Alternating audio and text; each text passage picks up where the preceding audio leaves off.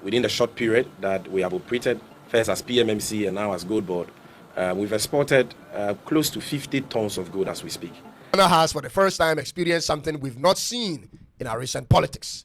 Ghana's incumbent political party, which is the NDC, have just won the one outstanding seat yesterday to give them a total of 184 seats.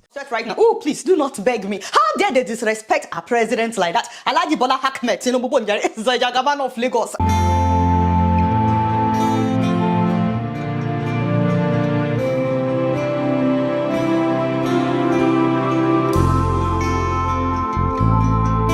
Indeed, from the current leaders in the motherland Ghana to their actions, their inactions, and the way things are going in the motherland Ghana, especially in terms of their growth, their development in the area of their mineral resources, Ghana is officially becoming a threat to the imperials, to the Western leaders, yes, whom have always thought that, yes, African countries and their leaders would never amount to anything tangible. And with these steps, with these guides, and with these parts that has been suggested in this video by some of these creatives from the motherland Ghana, and on the other hand, Nigeria, is definitely going to break down and give us a proper understanding, insight of what is definitely going to be of the motherland Ghana in the nearest future that will definitely shake the world. Remember, I told us that God is working something for Ghana, and Ghana is cooking, and by the time the meal will be ready, prepared and served, the whole world, I repeat, the world is going to feel the impact. The world is going to feel the change. It has started happening, and gradually we are getting slowly to that point, from telling the imperial leaders how it is, saying it how it is, to arresting and owning our mineral resources. These are both steps, but there are major key steps, measures that needs to be put in place more for these countries that would definitely shake the entire world. Ladies and gentlemen, I've put together this video for our education, exposition,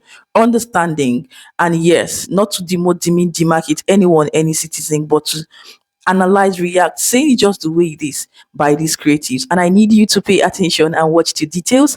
Give this video a huge and a massive thumbs up to appreciate the work and effort. And if you like it on here, it's your first time, please do not make it your last. Watch these videos and I will come back at the end to give more reactions about all we are going to see here today. Has ever been a turning point in Ghana's gold industry. It's happening right now. In just the first 6 months of 2025, Ghana has earned over $5 billion from gold exports. That's more than what we made in all of 2024. And it's not over yet. By the end of July, Ghana expects to export about 60 metric tons of gold. That's a huge progress. Within the short period that we have operated, first as PMMC and now as Gold Board, we've exported close to 50 tons of gold as we speak. And that is good from just the small scale sector. And for the first time in Ghana's history, gold export from the small scale sector has exceeded gold exports from the large scale sector. But while we celebrate this success, we also need to ask a serious question. What are we keeping for ourselves? In this report, we look at Ghana's rising gold numbers and ask the bigger question: if we are exporting all this gold, what are we saving? This particular news came from Sami Jamfi, the CEO of Ghana Gold Board. At a press conference in Accra, he said Ghana had already earned more than $5 billion in gold exports by the end of June 2025. Let's compare it to last year. In 2024, Ghana exported 36 tons of gold, making $4.6 billion. But this year, in just half of the time, we've already exported over 50 tons and passed the $5 billion mark. What made this possible? Well, new reforms under the Ghana Gold Board Act, also known as Act 1140, passed earlier this year. This new law gives the Ghana Gold Board full control over gold trading licenses. That means anyone trading in gold without Gold Board license is now doing it illegally. Old licenses, whether from the PMMC or the Ministry of Lands and Natural Resources, are no longer valid. In fact, this new system brings clarity and control to the gold trade. It's also attracting more foreign buyers and helping Ghana earn more money. In June alone, the Gold Board helped bring in $900 million in foreign currency. This money went straight to the Bank of Ghana. And with more foreign exchange, the central bank can better control the economy and keep the cedi stable, as we are witnessing. And that is a good thing. When you see us launch or inaugurate the task force, don't say that, hey, who are these people? Yes, they will be in uniforms, not the regular uniforms that the military or police officers wear, but the civilian operatives who are national security operatives will be in their own uniforms. And on the 8th of July, the president himself will showcase that. But as part of the task force are also members of the military and members of the Ghana Police Service who will be deploying on a permanent and sustainable basis to all mining areas and gold trading areas to ensure that anybody trading in gold is compliant with the law. And if you are found culpable, you will not be spared. Nobody can call to make any intervention for us to leave you off the hook. We will make sure that we take you through the full rigors of the law. So, by way of summary, this is the short announcement that we have for our stakeholders. If you don't yet have a gold board license, make sure you have it. And don't say that I've applied for the license, I don't have the license, so because I have applied, I will continue to trade. You must wait and get a license before you trade. Because getting the license helps us to trace the entire value chain. We know who is buying what quantity. And therefore, if gold is being smuggled, we will know. And when you're buying the gold, the terms and conditions of the license mandates you to issue, mandatorily, the approved and official gold board receipts, which helps us to reconcile, what is going on in the gold trading space across the country and make sure that we are getting value for money as a country. The gold board has so far been a great blessing to Ghana, and there is no gain saying that. Within the short period that we have operated, first as PMMC and now as gold board, we've exported close to 50 tons of gold as we speak. And that is gold from just the small scale sector. And for the first time in Ghana's history, gold export from the small scale sector has exceeded gold exports from the large scale sector, showing clearly that the small scale sector is a very important and critical sector that, as the president said, if properly harnessed, can really help the development and the transformation we all seek for our beloved country. And that is why he has established the Ghana Gold Board. And so we will not let the people of Ghana down. When you hear that we have exported over 50 tons of gold, because this month alone we are doing almost 9 tons of gold, then you know that this month alone we've brought in nothing less than $900 million in forex for the Bank of Ghana. And so if the Bank of Ghana has enough forex liquidity for the market and for government obligations, and the cedi is strong and stable, it is because of some of these things that the gold board is doing. But again, let's ask the hard question. Why we are exporting so much gold? How much are we keeping? Now, let's look at the facts. In 2024, Ghana exported 66 tons of gold. At the same time, our national gold reserves were 30.53 tons. Now, in the first quarter of 2025, our reserves have only gone up to 31.01 tons. That means an increase of less than 1 ton. Even though we have exported almost 50 tons already this year, that means we are keeping less than 2% of the gold we are producing. We export more but save less. So we should ask, what are the countries buying this gold from us doing with? Well, the answer is simple. They are keeping it in their own central banks, because for them, gold is not just for profit, it is a safety net. Gold reserves work like national savings account. They protect the country during hard times, like when prices go up, when the currency loses value, or when there is a crisis in the global economy. Big countries know this secret very well. The United States holds over 8,000 metric tons of gold in its reserves. Germany has more than 3,300 tons. Even countries like India, Turkey, and Russia are adding more gold each and every year to their reserves, because gold gives them power and financial security. Ghana is one of Africa's top gold producers, as we all know, but we are not saving enough of our own gold. We export gold to raise money now, but when global problems hit, we don't have enough reserves to protect our economy. That puts us in a weak position. So here is a simple solution. Let's pass a law that says at least 10% of all gold mined in the country must be saved in our national reserves. Even that small amount would make a big difference. Earning $5 billion in gold exports is a big win for Ghana and its economy. It means the new law is working. Gold board is doing its job, but we must also think long term. Exporting gold helps us today, but saving gold protects our future. And in the end, the rare gold standard is not how we sell, but rather how much we keep. If we don't protect our own gold, then we are just digging for others' wealth while destroying our lands and future. And that Ghana has, for the first time, experienced something we've not seen in our recent politics. Ghana's incumbent political party, which is the NDC, have just won the one outstanding seat yesterday to give them a total of 184 seats in Ghana's parliament. This gives them one vote above 2/3 of votes in parliament, meaning moving forward in Ghana's parliament, they don't need any independent nor opposition support to pass bills or do any parliamentary business, ladies and gentlemen. they can just go ahead and get it done. This is quite a unique situation. Ghana now joins Chad, Comoros, Namibia, Togo, Burundi, Senegal, and Zimbabwe as the African countries with one political party having 2/3 or more seats in parliament. The shocking thing is this, ladies and gentlemen. Some 6 years ago, the current party in office was down 106 to 169 members to the past administration. The whole thing got flipped in just one election. But what does this mean to the regular Ghanaian and to the government of the day? Ladies and gentlemen, to have these numbers on one side, what does it mean? I need you to stay with me as I break down the merits and demerits of the situation for Ghana. The ruling government of Ghana don't need any outside members to effect any change in parliament, starting from whenever the newly elected member of parliament is gazetted. This simply means they will have the constitutional right to effect change or amend the current constitution. For instance, if they want the metropolitan, municipal, and district chief executive's position to be an elected one rather than an appointed position, check, they can do it. If they want to extend the presidential term of office to 3 or more, or even 5 years per term, check, they can do it. If they want to establish any new laws, ladies and gentlemen, check, they can. If they want to go on a loan spree, ladies and gentlemen, that also check, they can. This is the kind of power they will wield for the next 3 years. But this is what it also means, ladies and gentlemen. They will have no room for excuses and complaints should they fail the people in terms of not providing the needed development. Everything they've asked for has been given to them, to the NDC. They hold executive and legislative power.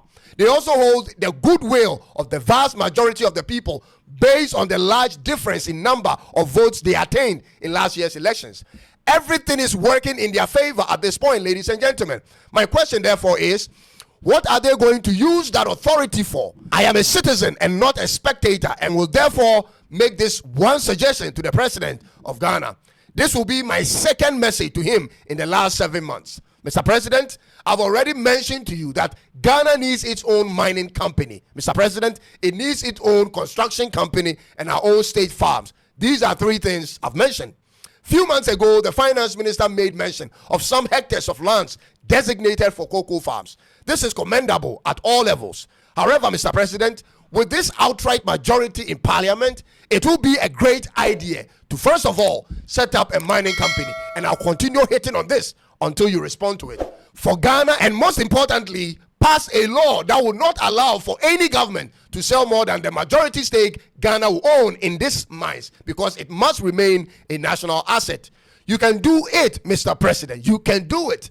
Looking at how profitable Gold Board has proven or become, you can imagine the profit margins of state-owned mining company.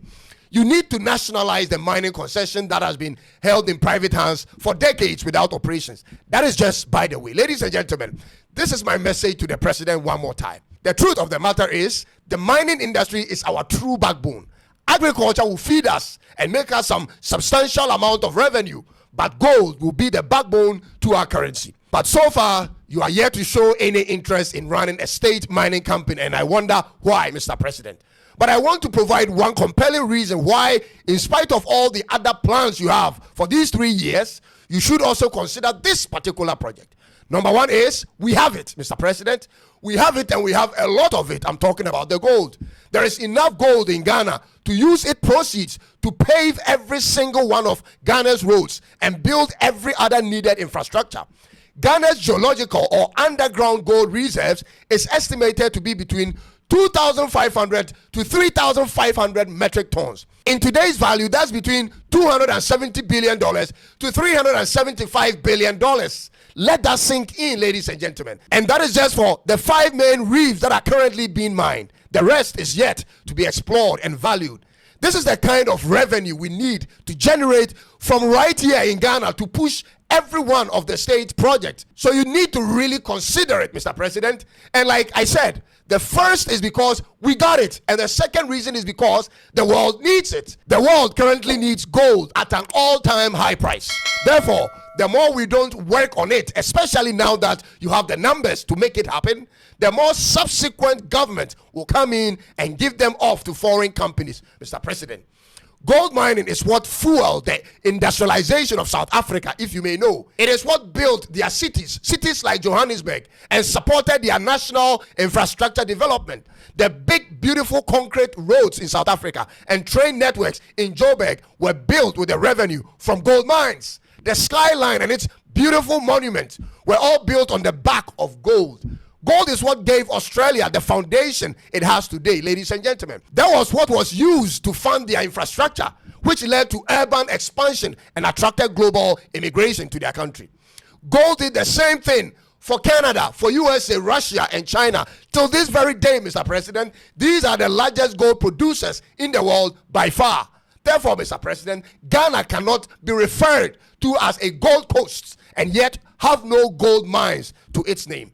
Every one of our former president, except for Sergeant Kwame Nkrumah, has either sold the equity we had in the mines or run away from any conversation about state mining companies. Are you going to follow in that trajectory, Mr. President? I know it's a long-term project that doesn't bear immediate results, but should that continue to deny the country the needed revenue? We have cities to build. We need massive infrastructure development. We need our currency to get even stronger, and we need to move away from loans, Mr. President. How are we going to guarantee that in the long term if the solution isn't domesticated?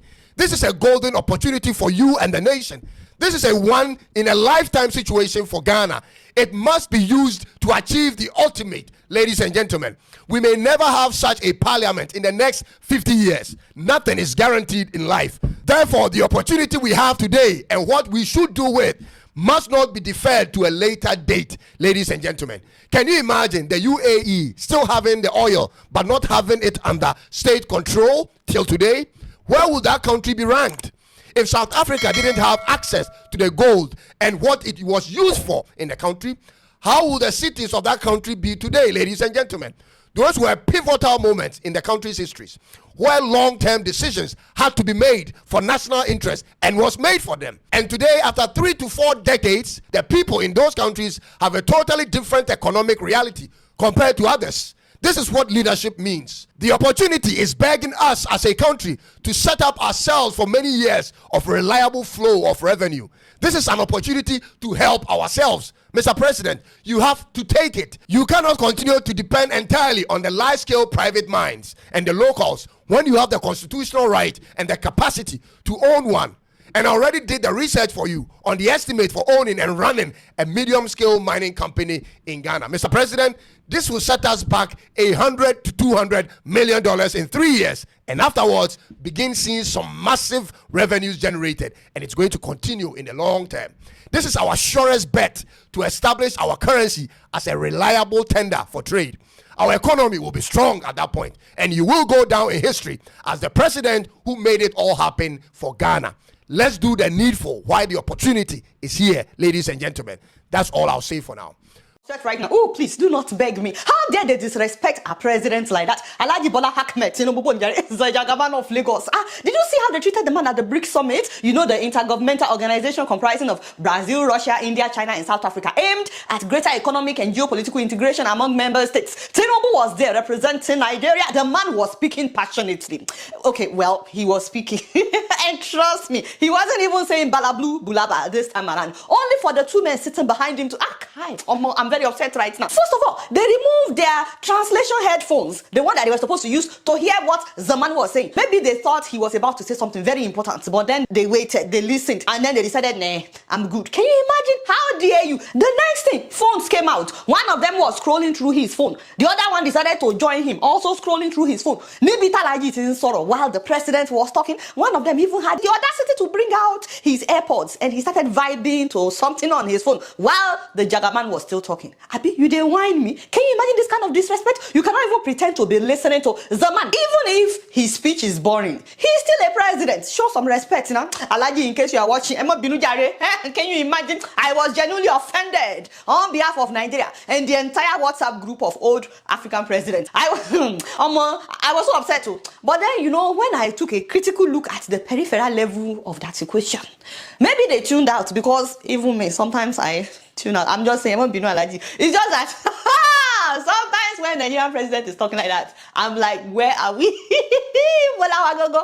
See, God knows, I try to follow you, Alaji, but it's not always easy. I'm not making an excuse for them. Oh. They were supposed to listen because they were in the public. Maybe I tuned out only once before, but it is because Tinubu's speeches are not inspiring. Half the time, you need subtitles for the subtitles. Okay, that one is Buhari. I assure you. I want to assure you in this fight. I assure you that we shall do even better. I assure you I will secure the country. But Alhaji Jagaban, respectfully, you should fire your speechwriter. Benny, this thing is not by big grammar. You're no longer carrying people along, except when you speak from your heart, from your soroko soul. And more importantly, people are tired of hearing big grammar that doesn't match with reality. You know what he was talking about when they tuned out? Well, he talked about fairer global governance. Meanwhile, is our government in Nigeria fair? I mean, especially to the common man. Does Nigeria care about its citizens? The man talked about climate justice in Africa, but Nigeria's deforestation is one of the worst in the entire world. Right now, trees are vanishing like Nepal lights in Nigeria. Are we doing anything major about that? He talked about strong health system in Africa, but the man cannot even treat common cold in his own country, Nigeria. He jumps on plane to go to London every time just for a checkup. He also talked about empowering the youth in Africa, and I'm like, let young people try to protest in Lagos, or Abuja. The next thing you will hear is tear gas, water cannon, bullets, the kind of battalion that we've never seen in Zambisa forest. They will all come out. So you see, maybe those men weren't being rude by tuning out.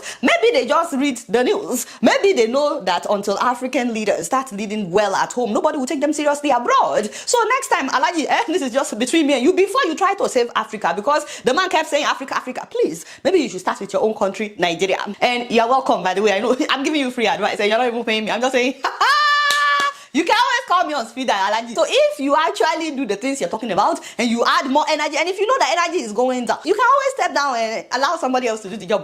But if you actually believe in what you are saying, nobody will take out their earphones now. Everybody will be like, yes, this is somebody talking. I have to listen. T for what? T for thanks. Moving. All right. First of all, thank you once again for watching and staying through. And from all we have seen, we have listened, especially on the aspect of the Ghanaian leaders by my brother Tumtum Network, aka Cyrus.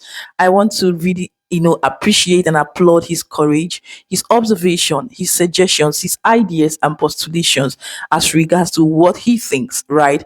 And from the look of things, this is his own opinion, and it's okay for you to disagree or agree. But at the end of the day, if everything put together is going to bring to the growth, the success, the development, like I have clearly heard and understood, I think by the grace of God, Ghana would definitely become the hub of Africa in terms of what mineral resources, because everything here we have seen is centered on the mineral resources management, preservation and what development. Yes, one thing is to have mineral resources, one thing is to have it as a source of wealth, which is in terms of trading, importation and exportation, right?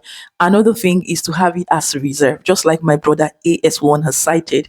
And looking at what the Ghanaian leaders in terms of the mineral resources and every facet of the Ghanaian government currently is doing, I would say that these leaders currently are really active, taking both steps. By the grace of God, as a matter of time, once they are done and dusted with the wavelength, I believe God is definitely going to give them the grace, the energy, the wisdom to go through this path and impute more steps and measures to take the motherland to the next level, just like we have clearly seen and heard. And ladies and gentlemen, on the other hand, we have seen and heard clearly why Nigerians are still lamenting, crying, and wailing over their leaders, which is illegitimate to them, because most of you do not know that our leaders currently are illegitimate. Like, we did not literally vote them. Some of you know and some of you don't know. And that's why people that did not vote for them will constantly call out the reasons why they think and believe that Nigeria is the way it is, until the electoral system is reformed and the right people are being voted in, and Nigeria begins to receive the right set of people and the change imputed. Then we can beat our chest to say that yes, Nigeria is waking up. So from what my sister has said, you have heard literally what it is for Nigeria. At this point, as a Nigerian, I feel very embarrassed with all the happenings of Nigerians. I feel so embarrassed, I feel so ashamed, and I feel regret. Why is it that Nigeria is the way it is? right? I can't just wait for things to get better, but we will not stop fighting. We will not stop talking. We will not stop reacting until the change comes. And that is the goal, the objective. And at this point, I don't know, what are your thoughts, your opinion, your input based on all we have seen here today? Please do kindly leave them here in the comment section. And please do not forget to give this video a huge and a massive thumbs up. Stay subscribed if this is your first time here. Please don't make it your last. Keeping it real, happy, safe, and blessed, coming from your one and only Civic Inspirations, aka Victoria Chinyere. And with this, I would say, do have a lovely, a blessed, a peaceful, and a successful day. And I will see you in my next one. Ciao, ciao.